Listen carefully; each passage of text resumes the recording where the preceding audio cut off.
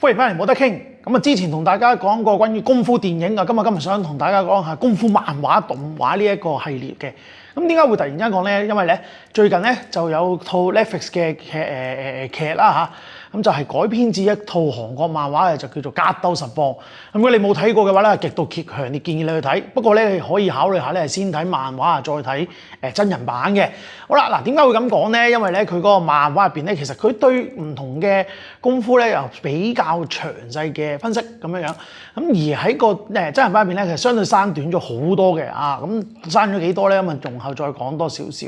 好啦，咁但係除此之外咧，都講下其他一啲比較特別嘅動漫作品啦，都係同打交啊、或功夫啊、武術啊有關嘅咧，想同大家分享一下。亦都啦，如果你有你嘅話題想分享嘅話咧，不妨上到嚟我嘅個人網站啦，跆拳道歐雲 TAEKWONDOWEN.com。咁裏邊咧有個直接對話功能嘅，或者右下角個聊天室，將你想講嘅嘢咧直接話俾我聽，咁最好啦。又或者喺個留言度分享一下，如果你覺得有啲咩動畫漫畫係同功夫武術有關，又好值得分享嘅，不妨介紹下俾我睇下啦。好，先嚟講講。咁啊，今日想講嘅當然啦，頭先講嘅格鬥實況啦，其實係一個都唔係好新嘅啦，都過咗幾年前已經開始有嘅漫畫，不過就最近先至變咗一套真人版嘅短劇啦咁樣。但係咧，其實套漫畫本身咧就真係好詳細嘅，好詳細嘅。咁點解會呢套漫畫吸引我咧？顧之然就係佢入邊對跆拳道嘅描述係講得一個好詳細嘅故事出嚟。咁但係呢個咧就容後再敘述啦嚇。如果係因為亦都係咁樣啦，所以我點解建議大家睇漫畫版？係因為漫畫版對跆拳道嘅敘述部分咧詳細好多嘅。咁但係動畫版咧應該話佢個真人版咧就得好短咁樣講嘅啫。不過佢入邊咧講咗幾個幾有趣嘅話題啦，我覺得值得同大家分享一下嘅。咁首先第一樣嘢就係真人一個人 ，OK 靠上網學拳呢件事行唔行得通咧嚇？即係如果我哋睇過格鬥實況個內容入邊，其實就圍繞住個主角本身乜都冇學過嘅，一開始嘅時候啦，然後透過上網學到打得 OK 咁樣樣講真，你話答案擺喺前頭，純粹透過上網學功夫而你覺得自己會變成好好打，你完全冇希望噶啦完全冇希望 ，OK？ 因為最大嘅問題係你永遠唔知道你個對手會有咩反應，所以不論係你嘅練習係真係頭先咁樣嘅，我就係上網去到睇片，你練習得幾勤力都好做足幾多都好只要你冇試過實踐呢一件事。你冇嘗試過對人去到練習呢件事，你基本上喺呢一個部分係永遠冇可能做得好嘅，永遠冇可能做得好。OK， 係啦，講到好大咁樣，好多例子，包括最簡單嘅就係你會唔會覺得你單純地透過睇片學游水，你就可以即刻識得游水啊 ？OK， 唔可能嘅喎，但係。第二個問題係，如果透過睇片去到改善我嘅動作，或者透過睇片去到揾一啲原來我從來冇諗過嘅問題盲點或者訓練方法，呢一樣嘢就有用啦。咁而喺格鬥實況入邊咧，其實佢有趣嘅位就係咧，佢每一集佢講嗰個集數唔係劇集係佢入邊每次學嘢嘅一集 ，OK， 佢睇片學嘛，每一集其實佢教一個好微細嘅技巧。而呢啲技巧咧係的，而且個現實中好有用嘅。雖然佢喺漫畫入邊就講到好似真係你覺得係漫畫咁講啫，咁但係佢亦都引咗好多真實嘅例子咁當然係信唔信一件事啦。佢引咗好多真實嘅例子，其實呢啲咁嘅動作係點樣有效用到出嚟嘅咧？包括咩啊？包括以前一個好有爭議嘅題目其實我都唔知爭議個點喺邊就係你用擋拳嘅時候，其實可以考慮係用額頭去擋人哋一隻徒手出嘅拳頭 ，OK？ 因為攞拳你嘅拳頭骨其實一啲都唔夠硬淨。而呢個攞拳嘅拳骨打落去你嘅頭骨入邊咧，其實頭骨嘅保護性係遠比你嘅手骨好嘅。咁所以當兩樣嘢對撞嘅時候咧，其實手骨會承受嘅壓力同埋佢嘅傷害會大好多。反而頭骨最多可能係腫一腫痛一痛而唔會真係去到俾人打之後你個頭會爆開咁樣，冇啲咁嘅事。除非你對著嗰個係泰神嘅啫，即係本身一個出拳好強破壞力嘅人。咁但係又係嗰個問題啦。喺現代嘅訓練入邊，不論係太極又好，拳擊又好其實好多時候咧，已經係有個好好嘅準備，就係紮咗手，戴埋拳套先去練習。而紮手戴拳套嘅目的，其實本來就為咗保護你脆弱嘅拳頭骨。OK， 咁都係咁啦。咁既然拳頭骨係脆弱嘅時候，咁點解仲攞脆弱嘅拳頭骨再去打人哋硬嘅頭骨咧？係咪？咁所以喺呢一個比例入邊咧，佢呢個比喻入邊咧，其實佢講得非常好一樣就係、我哋係知道有啲動作係喺現實入邊，其實係佢係好做得到，只不過佢個漫畫嘅表述可能好誇張嚇，可能好誇張，就變成你覺得妖漫畫嚟嘅啫嘛，係咪？嗱。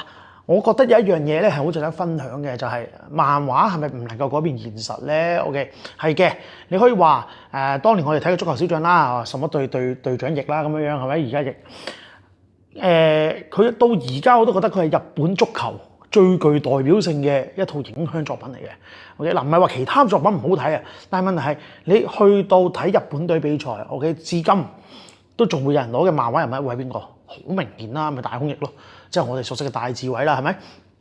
點解會攞佢有咁有 typical 嘅講表述？當然佢勁啦喺個漫畫入邊，跟住因為其實佢對日本人嘅影響就係佢會俾咗個夢想大家，呢啲嘢可以做、可以追、可以試，係咪？遠赴巴西學踢波下啦，一個日本人咁樣，咁最後成功啦嚇嘛。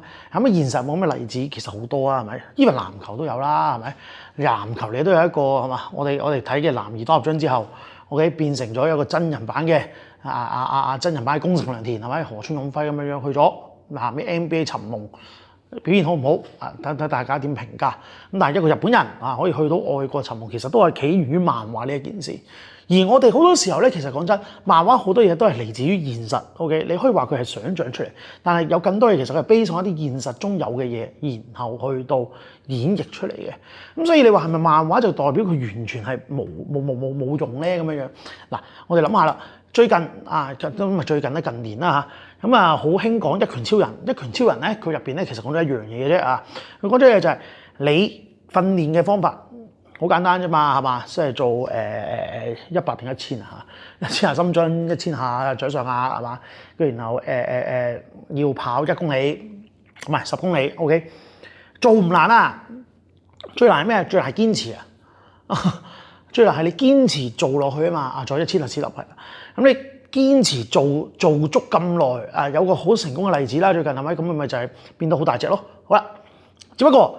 如果我哋單純地咁樣練，係咪代表佢會好打咧？你都想像到個問題就係、是，第一，你唔係一拳超人，係咪？你唔係奇煜，你冇嗰個能力可以做到一拳可以打敗人哋。但係問題係喺呢個堅持嘅過程入邊，你會令到你個身體體格有個好明顯嘅成長。OK， 呢個硬件係無敵嘅，呢個硬件係無敵嘅喎，真心。咁而你都睇到就係奇煜啦。奇煜其實佢嗰個體能係屈機地贏噶嘛，係咪？即係講緊好多人係靠天才嘅時候，但係奇煜係屈機地攞個體能嚟剪下大家噶嘛，係咪？咁而呢一樣嘢喺現實上面可唔可行？其實好可能嘅喎。咁當然啦，我哋如果講科學化訓練，你咁樣連續做有冇問題？有，因為你冇休息嘛。你冇休息咪即係你冇令到個身體有成長空間咯。咁咪會過度疲勞咯。最容易見到嘅咩？就係嗰個所謂嘅呢個橫紋肌溶解啦。OK， 嗰個過分勤力會導致你出事嘅一個情況咁但係我排除到咁極端啦。如果我能夠一個禮拜練到3日，我連續練3年咧，其實呢一個效果已經係好顯著會見到嘅嘢。而呢一點反而就係好多人冇諗過。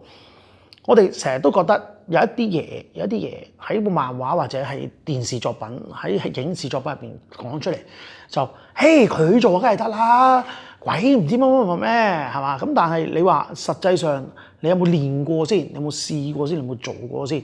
你有做過先話唔得係一件事，你冇做過就話人哋唔得，咁係另一件事，係咪？正如頭先我哋講過嘅呢個唔同嘅足球員又好，佢哋去到外國揾食，日本人去到外國揾食，揾都食。唔少都睇得唔差過日本球員，係咪好 top fit？ 我唔敢講，係嘛？因為你除咗係講緊係你嘅技術之外，喺外國揾食仲有好多條件你需要考慮嘅，包括乜嘢？包括語言溝到啦，文化得唔得啦？你願唔願意你嘅屋企擺喺外邊，而唔係即係離鄉別井咁樣樣抌低晒屋企人咁樣走咗外地好多呢啲咁嘅問題都值得考慮。咁但係我哋單純地講一個人。你去透過睇呢啲作品嚟到學到嘢咧，其實係有可能嘅。但係從來都係講嗰樣嘢，就係話你需要嘅係你有冇實踐嘗試去驗證嗰啲事係咪真係可能。好啦，講到咁遠，咁我哋講翻最想睇嘅就係究竟我哋有啲咩影視作品或者動漫作品係我覺得喺入邊講咗嘅嘢係值得大家去睇嘅咧嚇。好，咁我最初咧其實有幾個作品咧，我諗咗出嚟之後咧，我發覺佢唔係唔值得睇，但係咧就未免過分浮誇。包括咩咧？包括印牙啦，印牙其實佢入邊咧講過好多武術咧，都係好實路、好現實嘅嘢嚟嘅嚇。只不過咧佢將嗰件武術嗰個特點咧無限地放大得太誇張。太誇張 ，OK， 咁而且佢入邊咧，我自己覺得咧，某程度佢係相對冇乜內容啊，咁齋打，然後咧又有啲超級過分嘅體格啦，咁所以導致佢哋有咁嘅效果出現。咁所以咧，我覺得嗱，佢唔係唔值得睇，只不過唔係我會推介或者我中意嘅系列。但係你 as 佢一個學識唔同嘅武術或者唔同武術有咩特點嚟計咧，呢套漫畫我覺得算係做得幾好嘅。佢亦都有動畫版可以睇啦嚇 ，Netflix 有得睇啦。好啦。咁其次咧，我覺得咧比較值得睇嘅咧，頭先講嘅格鬥實況啦嚇，格鬥實況啦，佢其實咧有趣嘅位就係在於咧，佢係用一個普通人嘅身份去想像我究竟如果我唔同嘅武術抽一兩招出嚟，會唔會變成一個好好打嘅人咧嚇？我覺得呢一個主題咧，其實係值得大家去諗。咩意思咧？喺現今嘅世代。我哋成日都講 MMA 綜合格鬥就係一個王者級嘅武術嚟㗎啦，係嘛？咁但係成日都提一個問題啦，就係 MMA 本身唔係一種武術啦。OK，MMA 係賽例嚟㗎嘛。OK，MMA 呢個賽例容許有好多武術技巧擺喺入邊，但唔係等於 MMA 係武術啊嘛。OK， 你唔同嘅人練嘅風格唔同，咁樣你去落去打 MMA，其實可能係完全演繹緊唔同嘅嘢。咁而呢一樣嘢值得引申嘅重點就係。咁究竟我而家我係直接將 MMA 當成一個項目去練習，定還是我先將一個武術打好底子，再去針對 MMA 而到作調整同練習 ？OK， 咩分別咧？分別在於就係第一，如果我而家去打 MMA，我直接去揾間 MMA 館 ，OK， 我就直接跟住 MMA 嗰套 training， 包括可能就係拳我就做呢啲腳，我做呢啲術，我做呢啲鎖，我做呢啲咁樣去練，定還是我而家好中意鎖人嘅，我直接去學巴西柔術。然後我學到巴西柔術一個程度之後咧，就再睇 MMA 點樣打，再去睇下有啲咩技術係我喺巴西柔術上面可以用喺 MMA 度，而有啲咩技術我係缺失嘅，我就去學埋佢。邊一個嘅發展會比較好咧？至今我都覺得冇一個好絕對嘅定案嘅。但係你問我，我會傾向後者，就係你有一套好好嘅武術底子，繼而去挑戰 MMA。原因好簡單，原因就係你有一套武術底子。會俾嘅你有一個邏輯，有一套理論就係諗究竟我應該要點樣去打人，而不是淨係純粹學一對招。OK， 術業有專攻，術業有專攻呢句嘢就係有一樣嘢，你嗰個技術一定係某種人練得特別好，而你樣樣都學下咧，你肯定會係有啲缺失嘅。舉例，我哋嗰陣時睇過 Conor McGregor， 跟住然後去打 Mayweather，OK。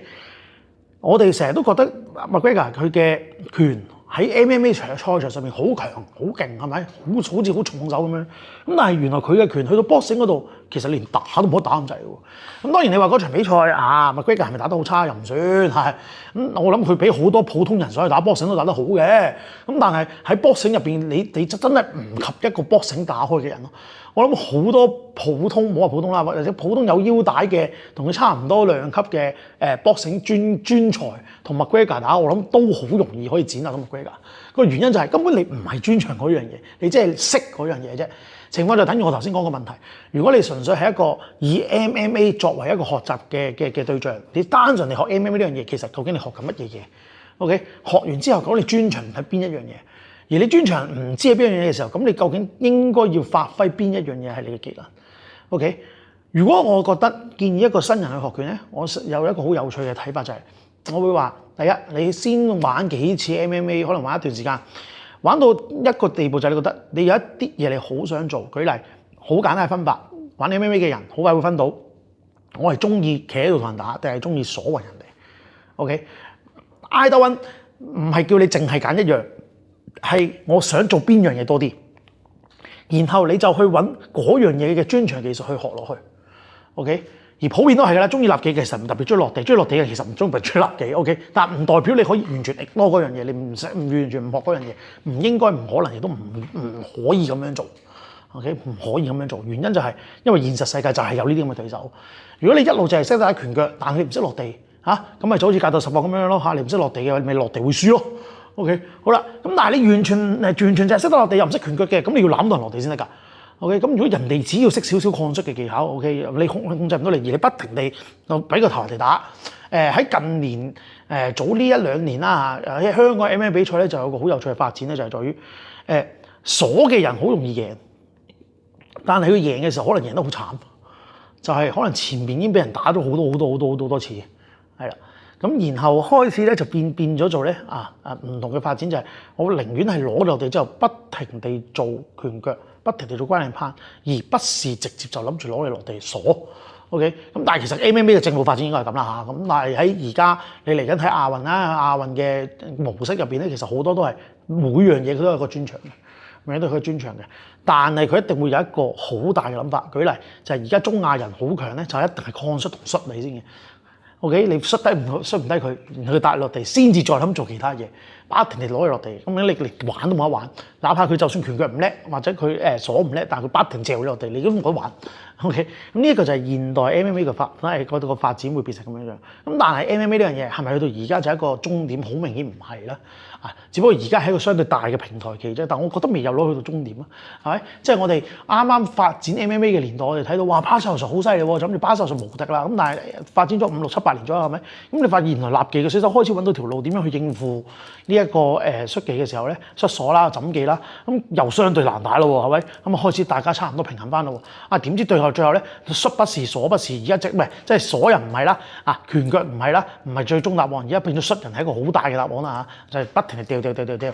但係喺我哋以前學 MMA 成日都提出一樣嘢，摔技其實係一個立技同埋枕技嘅轉接位嚟噶嘛，而家個轉接位變咗主角，OK 係一個好有趣嘅諗法嚟嘅。好啦，繼續講咯喎。咁喺格鬥10課入邊咧，佢有趣嗰個位就係在於咧，佢好詳細地講緊唔同嘅武術，佢個發展係點樣樣，佢個唔同嘅武術嘅特色係點樣樣，而主角就係我咪跟住嗰個特色去學1或2樣嘢就夠啦。好唔好？好嘅，但係唔好嘅位就係在於你最後如果你真係要揀一個技術代表你有 typical 嘅係可以就代表到你嘅，你係好擅長去做嗰樣嘢，咁你有冇咧？咁而喺個故事入邊，咁當然啦，因為佢係主角啦。咁但係其實佢唔同嘅人去幫佢嘅時候，其實每個人都真係有自己好專長嗰樣嘢，而令到佢哋去成功。而主角只係行緊佢哋嗰條路。而我唔覺得主角係最後係贏得過晒佢身邊嗰班人。OK， 好啦，再講咯喎，一套好類似嘅漫畫咧，我覺得有趣值得推薦咧，就係呢個劍一啊，史上最強弟子劍一。雖然佢都係非常誇張㗎啦，即係非常誇張啲輕功啊，咁喺個屋企度彈來彈去係咪？咁但係佢入邊對於武術嘅描述咧，又係好細緻、好細微嘅。佢唔講，而且佢最有趣嘅位就係佢唔係淨係限於日本武術啊嘛。佢喺日本武術入邊，佢有講係咪？有講合氣道啦，有講柔術啦，有講空手道啦，甚至好詳細分講傳統空手道或者所謂格鬥空手道。同埋呢一個現代嘅運動空手道係點樣分？佢係咁樣分喎，以舊式嘅空手道同新式空手道，佢唔係用極真空手道去分喎。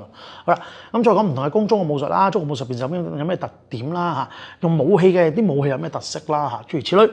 好，喺劍一嘅學習入邊咧，其實我覺得最有趣咧，都唔係佢學啲乜嘢嘢，係佢提出咗一個比較有趣嘅概念。而呢件事咧係我都好中意上堂同學生講，就係一個所謂嘅制空圈嘅概念。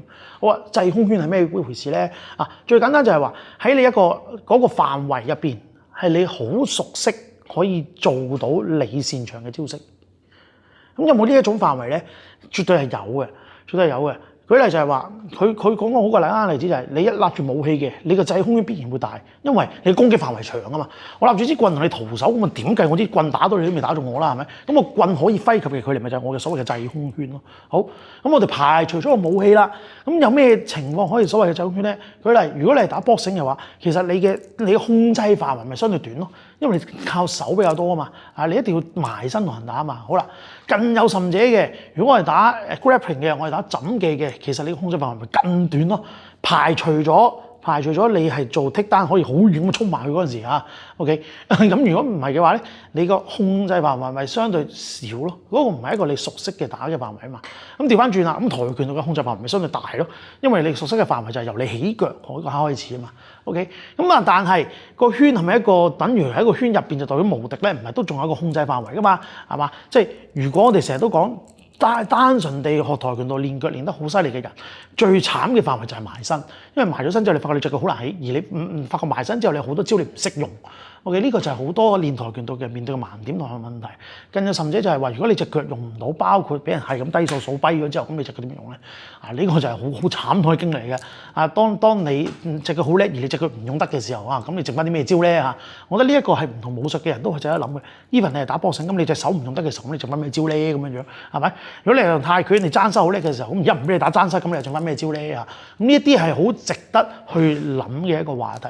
而史上最強弟子兼一咧，佢就用咗唔同嘅武術去到講其實唔同武術佢哋擅長嘅位喺邊一度同所以話佢同格鬥實況其實有啲似，不過大家講嘅嘢一來佢浮誇啲啦二來佢中意病啲啦講啲嘢比較漫畫啲啦格鬥實況相對偏真實啲啦。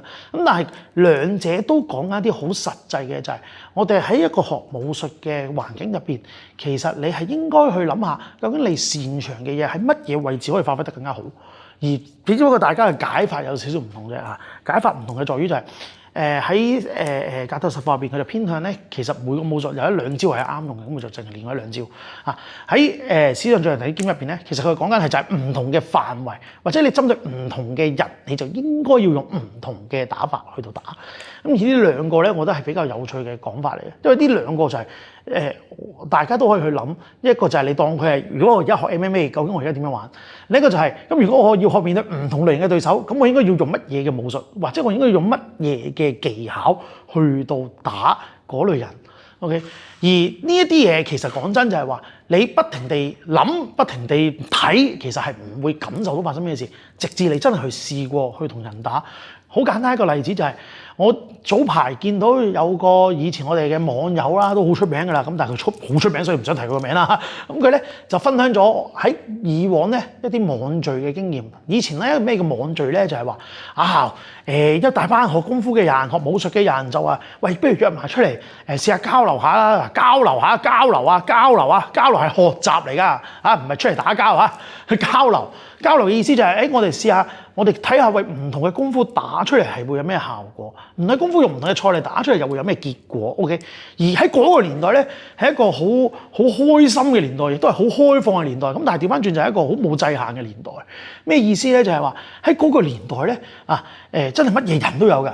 咩人都有，即係包括學國術嘅人啦，學國術唔同國術嘅人啦，學跆拳道嘅人好多啦，學空手道學泰拳嘅人咁甚至當年有巴西戰舞嘅人啦，巴西柔術嘅人咧就反而相對少嘅，即係唔知近年咧好多人學巴西柔術㗎嘛，近年咁但係嗰陣時反而相對少巴西柔術嘅人嘅。